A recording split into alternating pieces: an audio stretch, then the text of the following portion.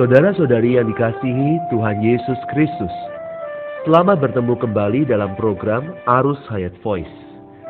Tema kali ini adalah Roman Ilahi, Allah dengan manusia. Pembacaan Alkitab diambil dari kitab Yesaya pasal 54 ayat yang kelima. Sebab yang menjadi suamimu, ialah Dia yang menjadikan engkau. Tuhan semesta alam namanya. Yang menjadi penebusmu, ialah Yang Maha Kudus, Allah Israel.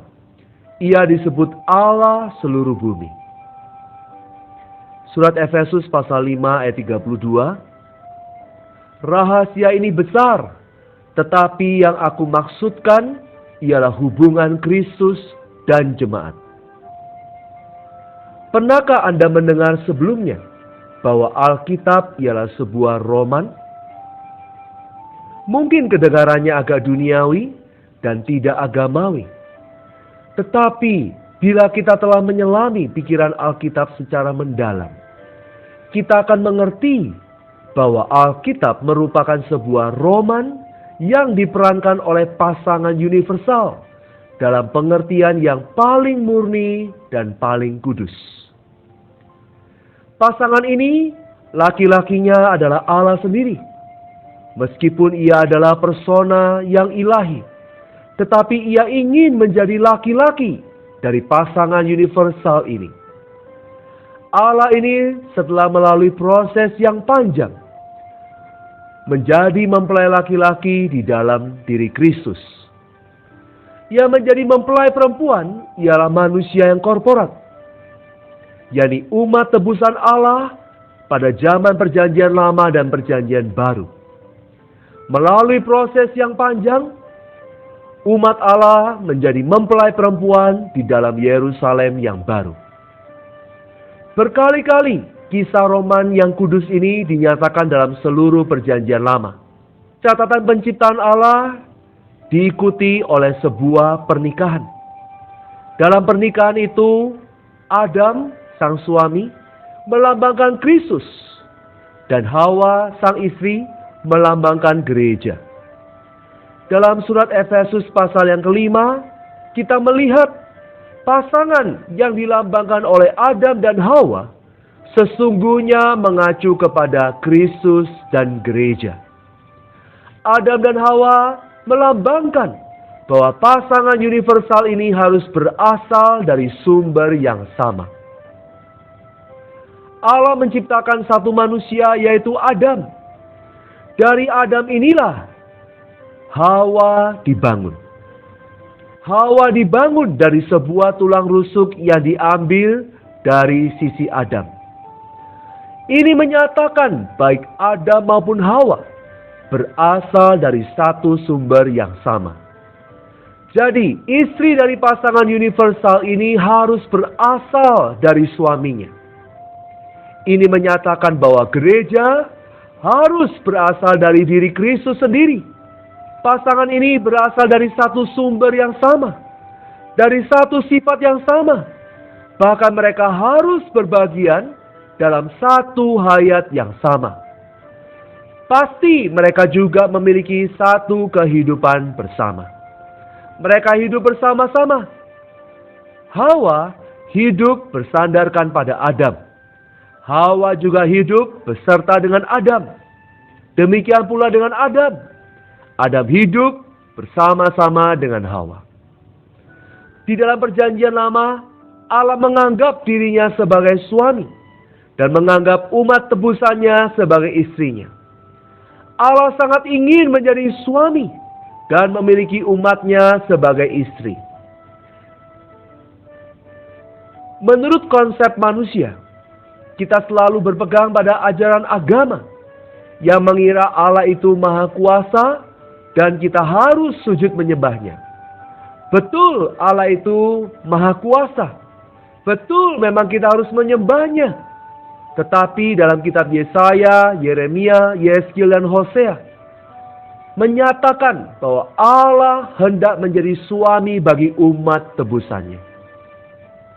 Dalam perjanjian lama ada sebuah kitab, yaitu Kidung Agung, yang mencatat roman yang terindah mengisahkan sepasang manusia yang saling jatuh cinta.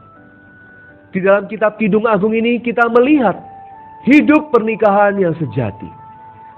Apakah rahasia dari roman ini? Rahasianya adalah sang istri mengambil suaminya tidak hanya sebagai hayat dan kehidupannya, tetapi juga sebagai pribadinya. Sekarang kita perlu merenungkan kisah roman ilahi ini dilukiskan dalam seluruh perjanjian baru. Keempat kitab Injil pun menerangkan kepada kita bahwa Kristus datang untuk menjadi mempelai laki-laki. Dia datang untuk mendapatkan mempelai perempuannya. Injil Yohanes pasal 3 ayat 29 berkata, yang empunya mempelai perempuan, ialah mempelai laki-laki. Dalam surat-surat kiriman, Kristus dan gereja dilukiskan sebagai suami dan istri. Sebab itu, kita perlu menjadi satu dengan Dia dalam sumber, dalam sifat, dalam hayat, dan dalam kehidupan kita sehari-hari.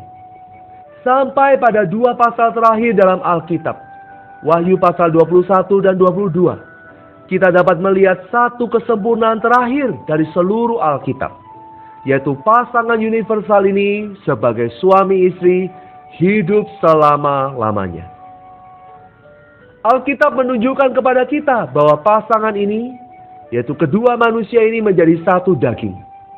Yang artinya, Kristus dan umat pilihannya menjadi satu manusia universal yang korporat. Kristus sang suami sebagai kepalanya. Gereja sang istri sebagai tubuhnya.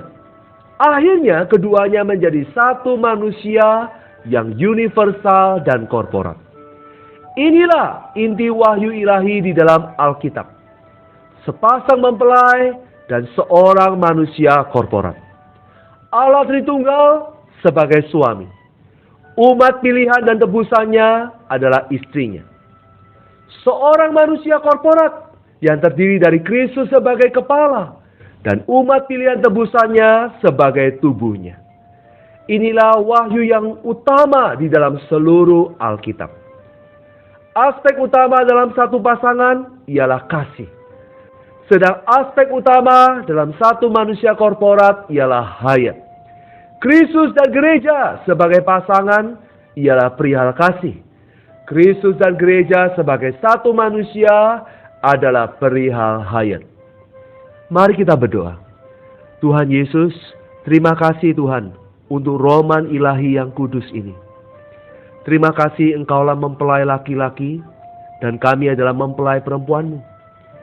Tuhan, Engkau rindu mendapatkan kami menjadi mempelai perempuan-Mu yang bersumber padamu, yang memiliki satu hayat, satu sifat, bahkan satu kehidupan dengan-Mu.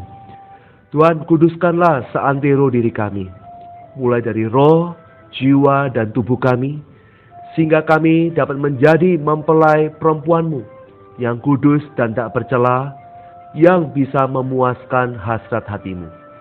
Di dalam nama Tuhan Yesus Kristus kami berdoa dan mengucap syukur. Amin. Demikianlah firman Tuhan. Sampai bertemu di kesempatan berikutnya. Kasih karunia-Nya menyertai kita semua. Amin.